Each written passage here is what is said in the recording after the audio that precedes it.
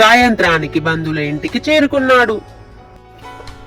తను కూడా తెలివిగలవాడని నిరూపించుకోవాలని, తన సమయస్ఫూర్తిని ప్రదర్శించాలని చాలా తహతహలాడుతున్నాడు సీతయ్య. అక్కడే ఉన్న తన బామ్మర్దిని పిలిచాడు. ఇలారా. జింటూ ఏం బావా ఏమిటి అంటూ వచ్చాడు. నీకు సమయస్ఫూర్తి అంటే ఏమిటో చూపిస్తా అంటూ అటు ఇటు టేబుల్ కోసం వెతికాడు. కానీ అక్కడ టేబుల్ కనిపించలేదు. నేను నా చేతిని ముఖంపై పెట్టుకుంటాను, నీవు బలంగా నా చేతి మీద గుద్దు అని అన్నాడు సీతయ్య. తన బావ సంగతి అతనికి బాగా తెలుసు. అతను చెప్పినట్లు చేయకపోతే ఏమనుకుంటాడు అని ఒక గుద్దు గుద్దాడు. సీతయ్య తన సమయస్ఫూర్తిని ప్రదర్శించడానికి తన చేతిని ముఖంపై నుండి తీశాడు. అంతే. అలా సీతయ్య తన తెలివి తక్కువతనంతో రోజుకో ఇబ్బంది పడేవాడు.